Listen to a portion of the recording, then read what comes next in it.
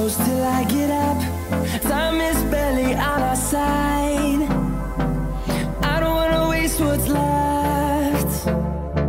The storms we chase are leading us, and love is all we'll ever trust. Yeah, no, I don't wanna waste what's left. Hey guys, on the podcast we got Coen Hess. He's currently playing for the Cowboys and he's in the Maroons squad. Today I'm joined by Declan, who's going to be interviewing Coen with me. Hope you guys enjoy the podcast. What did you want to be when you were growing up? I always sort of wanted to be a football player. I think growing up, I idolised Dad. Dad was a bit of a keen footy player, and some of my earliest memories were going down and actually watching him play. So I always had in mind that I wanted to play professionally. I wasn't too sure how I'd get to where I am today, but I sort of had it in the back of my mind that if I put my mind to it and I trained really hard, I could eventually get there. But as a bit of a fail-safe, I had in the back of my mind that I was going to be a police officer. So my main priority was NRL, but if that failed, I had the police force as a backup plan, I guess. Yeah. How would you describe your oldest friend? How would your oldest friend describe you? Oh, I'd like to say that that he liked me. I guess. Yeah, I'm not too sure. I think I'd like to be known to be good company. Pretty honest kind of guy. A hard worker.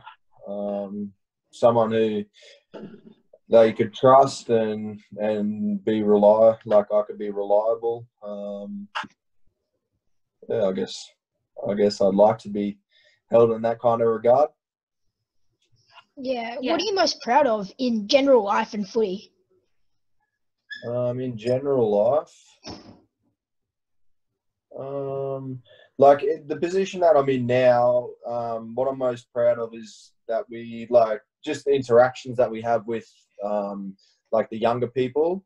And so with the Cowboys, we're assigned to different schools and that type of thing. So what I'm most proud about with that is I can use my figure within the community to go and address the school kids and whatnot, and promote good lifestyle choices and healthy eating and that type of thing. So I guess that's probably an opportunity that football's given me to be able to put myself in that position. But for myself personally, that's probably what I'm most proud about. And then I guess from a football point of view, probably my NRL debut.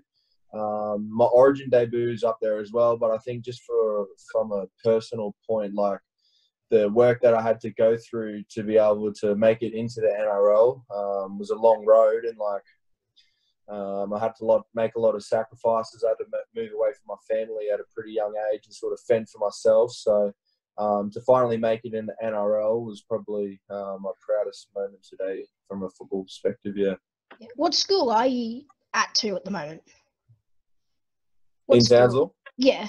It's Bowley Vale State School. So, yeah, it's usually with people from grade 3 to 5 and just go around to different classes and, yeah, it's just promote healthy eating and making sure that we're drinking lots of water, because up here in Townsville it's pretty hot. Making sure kids are going to sleep at a reasonable hour and those type of messages that we put across, things like bullying as well, and yeah, just creating a safe environment in school for everyone. Yeah. How do you handle hard times? I've always sort of been a pretty positive guy. I've always tried to yeah, I don't know. I sort of always try and stay true to myself and not let too many things affect me. Obviously,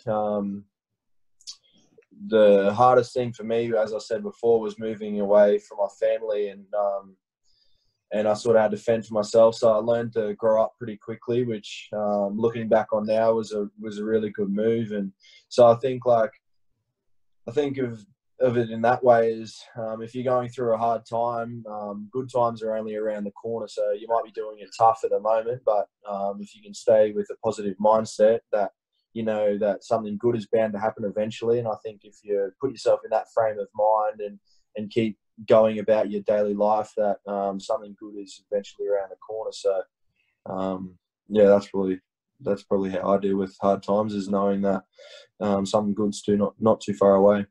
Yeah. What was it like making your first grade debut for the Cowboys? Yeah, it was awesome. Like, I remember I would have been like probably 10, I think, and I made my first local team. So I was living out in Mount Isa with my family, and that's where I first started playing footy. So they're a rugby league mad town and community as a whole. So I think I travelled across to Townsville and went to a game, and ever since then I sort of just fell in love with the Cowboys because you could just see how much it meant to the community and the crowd, how much the Cowboys really meant, and especially if they won. So to grow up idolising a few of the players like JT and Matt Scott, Matty Bowen, and those type of figures, from a boy who, from myself, I never really thought I'd ever get to be in that position. So I think to finally pull on that jersey and run out with a lot of those guys that I grew up idolising was huge, and something that I'm extremely proud of. Yeah. What was it like making your State of Origin debut for Queensland? Yeah, that was huge again. I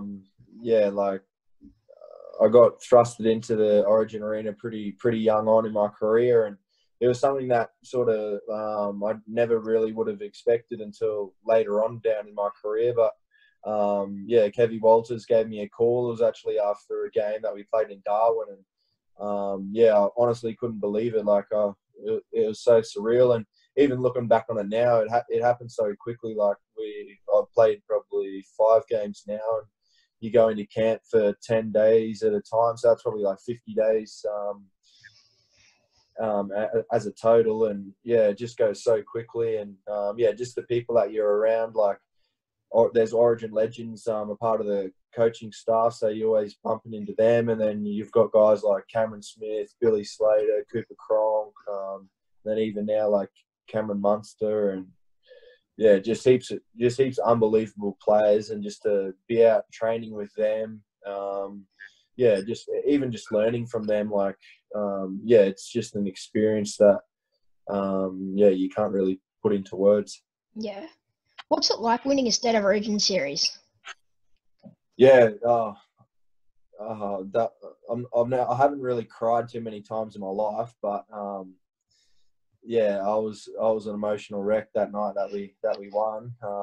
I remember just going up to my family, and they were all there supporting, and it was just like tears of overwhelming joy, and you could just see on my family's face how much it meant to them as well, not only myself. So it was really emotional, and just something that I'll never forget till the day I die.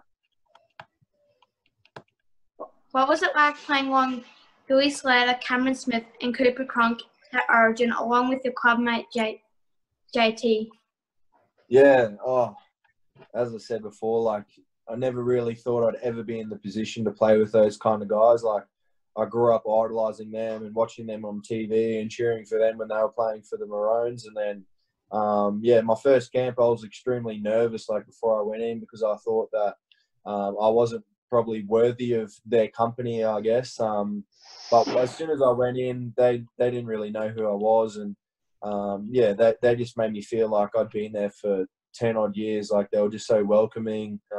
Made sure that I was all right. I understood like what the task ahead of us was, and they just made me feel really comfortable, and that we're genuine mates. So I think that comes down to them personally. Like they've been there and done that, and they would have been in the position that I was way back when they made their Origin debut and that type of thing. And then just to run out alongside them, and even embrace for the national anthem and that type of thing was just I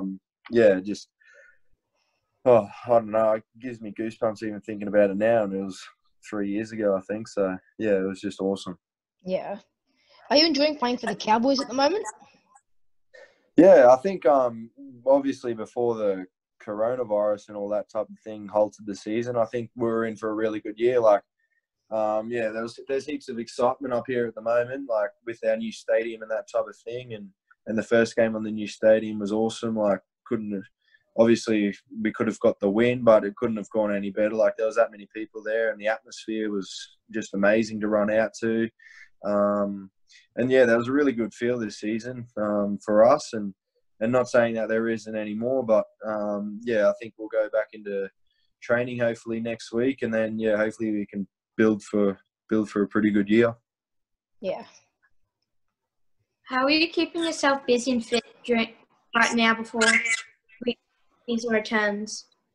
Yeah, it's been pretty difficult sitting at home and trying to stay active and keep the mind busy. But I've been enjoying reading a lot. I've been reading a fair few books, and yeah, if I'm not reading or eating or sleeping, I'm training as well. So yeah, I've just been doing my best to go for runs to stay fit, and then I've actually got one of the other boys has a gym, so I've been going around there quite a bit and lifting some weights. So yeah, it's been pretty tough. Like, not seeing the boys day in, day out. Like, it's easy to go into training and thrive off everyone's energy because it's a good mood when you see everyone.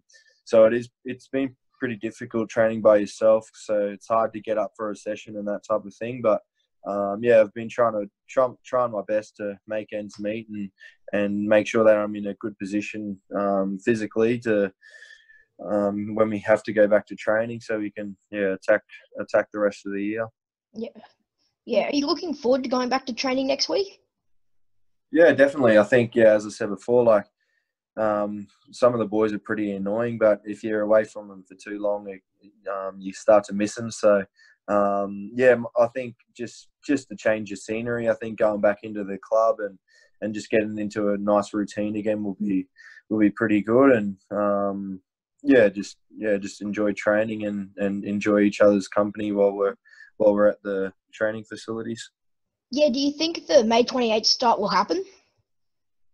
Yeah, I assume so. I think the NRL are really confident. I think there's a lot of ifs and buts about it at the moment, but I think for us as players, I think we just have to get our head around training first, and then let whatever happen after that. I think it's still a month away, so hopefully the pandemic can slow down, and it's safe for us to start playing again.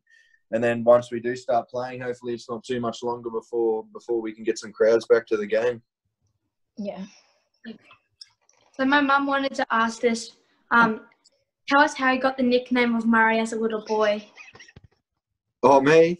Yeah, so I used to love Murray Wriggle, the red wiggle, back in the day. And I think even I'd fall asleep. So I used to have a red skivvy type thing, long sleeve red shirt.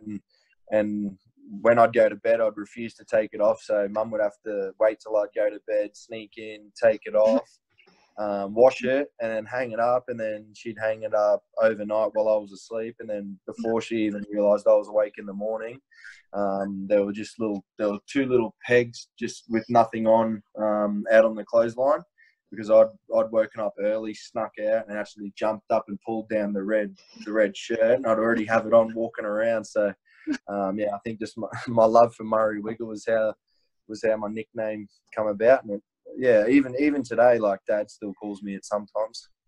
Yeah. What's the best nickname you've gotten so far at the Cowboys? The one that I think JT actually gave it to me, but it was Drago. So Ivan Drago. I don't know if you might have seen Rocky or whatnot. But I haven't even seen the movie, if I'm honest. But I've seen, like, obviously the memes and the photo comparisons and whatnot.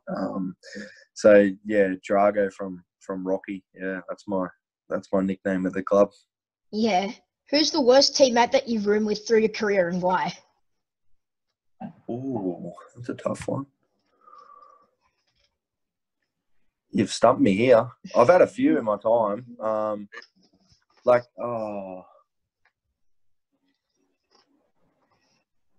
don't like saying it because he's actually is a genuine good bloke and everyone stitches him up. But Ethan Lowe was pretty bad to room with purely because of the fact that he used to just snore so loud. And like if you didn't beat him to go to sleep, you'd have to just sit there and really focus on trying to sleep because you could just hear him snoring. Yeah.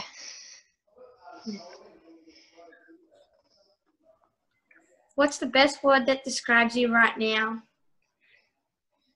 Ooh, probably a bookworm because I've just been or like a nerd or something like that. I really enjoy my books, and it's probably not something that is associated with rugby league players because we always have the stereotype of being like these big dumb kind of guys. But no, I really enjoy reading, so probably say. Oh, and I also enjoy like video games and that type of thing. So I probably just call myself a nerd, to be honest. What advice would you give a 12-year-old today? Oh, I actually just read a book that kind of spoke about pushing yourself like out of your comfort zone. And he talks about like not confining yourself. So he talks about going out of your comfort zone, knocking down these like doors he talks about, and just it just opens up so many like more aspects of your life. So he talks about like, yeah, just knocking down these doors, putting yourself out of your comfort zone, and even if you do fail, like if you knock down a door and for whatever it is, you might fail at it. He talks about like not taking that personally, counting it as an experience, and yeah, the more doors you knock down, the truer to yourself that you remain, and the more opportunities you'll create for yourself. So yeah, so probably my advice would be to knock down as many doors as you can. Yeah, what book is that?